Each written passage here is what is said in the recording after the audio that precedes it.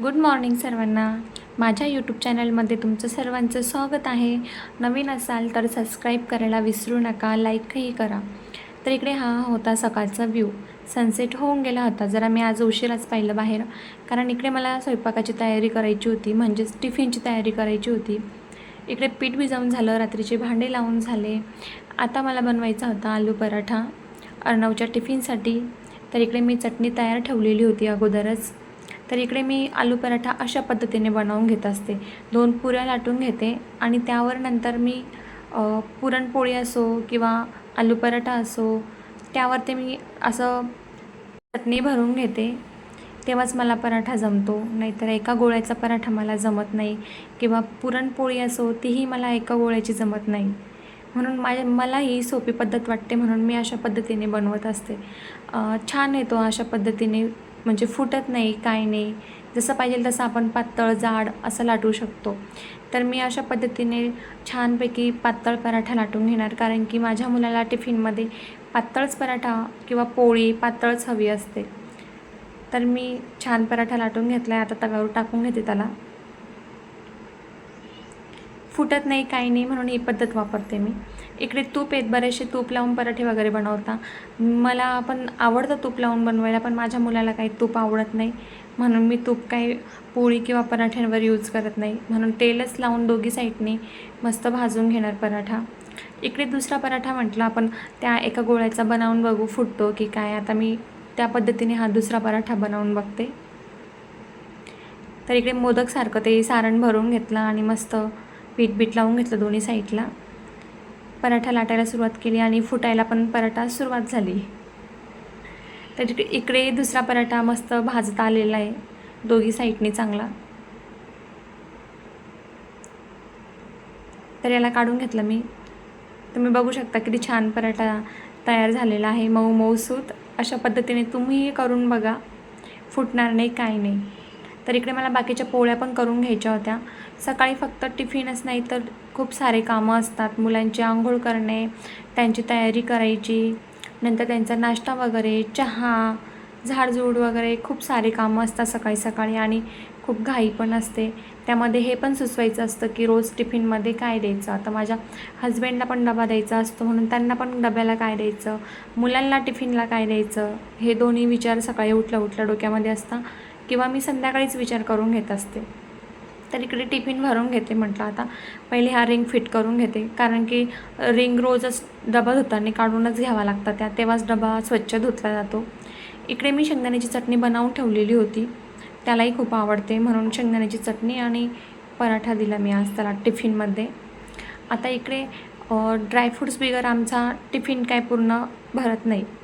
Dry fruit ज्या दिवशी मी नाही देत ना, त्या दिवशी त्याला म्हणजे राग आलेला असतो मम्मावरती, की तू मम्मा मला काजू बदाम दिले नाही डब्याला वगैरे असं. तर ठीक आहे, मी आता इकडे टिफिन अर्णवचं तयार झालेलं आहे. बॉटल वगैरे सगळं भरून ठेवलं आहे. एकदा टिफिन त्याचा मला तयार झाला ना की काही टेन्शन नसतं. मग असं वाटतं की बरेचसे कामं माझे होऊन गेले. इकडे टिफिन बॅगमध्ये भरून देते त्याचा मला. त्याची तयारी वगैरे सर्व करून घेतली अगोदरच. आता इकडे मला दुसरा टिफिन भरायचा होता. आज फक्त पोळ्या द्यायच्या होत्या डब्याला. इकडे याच्यामध्येही गरम गरम 4-5 पोळ्या भरून घेतल्या. हाही टिफिन पॅक करून घेतला मी. आता राहिले बाकीचे कामं, मी ते पटापटा सुरू करते. आता इकडे सगळं फ्रेश वगैरे झाले आणि फरच्या वगैरे पुसून झाल्या, घरं वगैरे झाडून झाले. आता ही रोजची क्लिनिंग असते, ही करावीच लागते. हे जर नाही केलं तर काही घरामध्ये काही व्यवस्थित चांगलं दिसत नाही, आणि रोजची धूळ बसतेच, म्हणून सर्व रोज क्लीन केल्याशिवाय चांगलंही नाही दिसत. तर इकडे आमच्या मॅडमचं मध्ये करणं चालू होतं. जे मम्मा काम करेल ते आमच्या अर्णवीलाही करायचं असतं. तिचं म्हणणं होतं, आता तू आरसे पुसले, मलाही पुसू दे. म्हटलं ठीक आहे, पुस तू, हट्ट तुझा पूर्ण करतो. आता इकडे त्याचं म्हणणं होतं, तू जसा स्प्रे मारला तसंच मलाही स्प्रे मारून दे आणि मलाही पुसू दे. तिकडेही स्प्रे मारून दे, मी तो पण आरसा पुसते. तिचं असं चालू होतं मध्ये. म्हणजे आपल्याला कोणतंही काम करायचं असेल ना, तिथे जर 10 मिनिट लागायचे असेल तर तिथे मुलांमुळे आपल्याला अर्धा तासही लागू शकतो. कारण की मला जे कामं करायचे असते ना ते माझ्या मुलीला सर्व कामं करायचे असते. माझ्या मागे मागे तिचं फिरायचं काम चालूच असतं. मस्त आरसा पुसत होती ती, वरती हात पुरवण्याचा तिचा प्रयत्न चालू होता. आता इकडे मी हे सगळं क्लीन करून घेते, कारण रोजचीच धूळ येऊन बसते रस्त्यावरती घर असल्यामुळे. रोज एक हात फिरवला ना आपण खिडकीमध्ये, आरशांना, तर म्हणजे खराब कमी होतं. आता इकडे फ्रीजवरती पण मी पुसून घेत होती, पण तिकडं बी आमच्या मॅडम आलेच. आता हेही मलाच करायचं आहे, तिचं असं चालू होतं. आता इकडे माझीवाली डीप क्लिनिंग होऊन गेली. बरेचसे काम आहे, आता मी तेही सुरू करते. अगोदर अर्णवीला पण फ्रीज पुसून घेऊ देते. आता इकडे देवपूजा वगैरे सगळी झाली आणि दरवाजामध्ये छान मोगऱ्याचे फुलं मी पाण्यामध्ये ठेवून दिलेले छोट्याशा घंगाळमध्ये. एक पॉझिटिव्हिटी घरामध्ये येते आणि सुगंधही दरवळतो.